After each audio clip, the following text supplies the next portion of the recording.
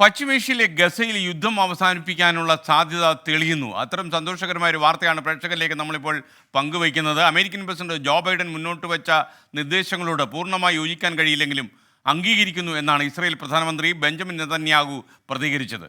വളരെ പ്രതീക്ഷയുള്ള ഒരു പ്രഖ്യാപനമാണ് ഇപ്പോൾ വന്നിരിക്കുന്നത്. കാര്യം കൂട്ടക്കുരുതിയാണ് ഇപ്പോൾ ഗസയിൽ നടക്കുന്നത് എന്നതാണ് പരമപ്രധാനം. അമേരിക്കയിലെ ന്യൂ ജേഴ്സിയിൽ നിന്ന് നമ്മുടെ പ്രതിനിധി മധു കൊട്ടരക്കര തത്സമയം ചേരുന്നു. മധു, ഗുഡ് മോർണിംഗ്. യഥാർത്ഥത്തിൽ അത്തരം ഒരു മാറ്റം പശ്ചിമേഷ്യയിൽ ഉണ്ടാവുകയാണെങ്കിൽ അവിടെ സമാധാനത്തിന്റെ വെള്ളരിപ്രാവ് പറക്കും.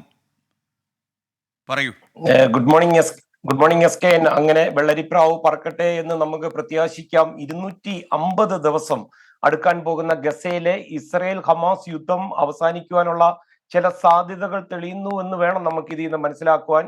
യുദ്ധം അവസാനിപ്പിക്കുവാനായി അമേരിക്കൻ പ്രസിഡന്റ് ജോ ബൈഡൻ മുന്നോട്ട് വെച്ച ഒരു ചട്ടക്കൂട് കരാർ ഒടുവിൽ മനസ്സില്ലാ മനസ്സോടെ ഇസ്രായേൽ പ്രധാനമന്ത്രി ബെഞ്ചമിൻ നെതന്യാഹു അംഗീകരിച്ചതായിട്ടുള്ള റിപ്പോർട്ടുകളാണ് നമുക്കിപ്പോൾ ഇസ്രായേലിൽ നിന്ന് ലഭിക്കുന്നത്.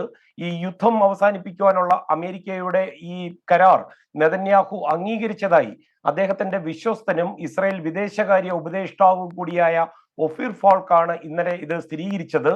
ഇസ്രായേലിനെ സംബന്ധിച്ച് ഇത് അത്ര നല്ല ഡീലല്ല, എന്നിരുന്നാലും തന്നെയും ഈ ഹമാസിന്റെ തടങ്കലിൽ നിന്ന് ബാക്കിയുള്ള ബന്ദികളെ എങ്ങനെയെങ്കിലും മോചിപ്പിച്ചെടുക്കുവാൻ വേണ്ടി ജോ ബൈഡന്റെ നിർദ്ദേശം അംഗീകരിക്കുകയാണ്. ഇതിനായി ഇസ്രായേൽ ഏറെ വേർപ്പൊഴുക്കേണ്ടി വരുമെന്നും ഒഫീർ ഫാൾക്ക് പറയുന്നു.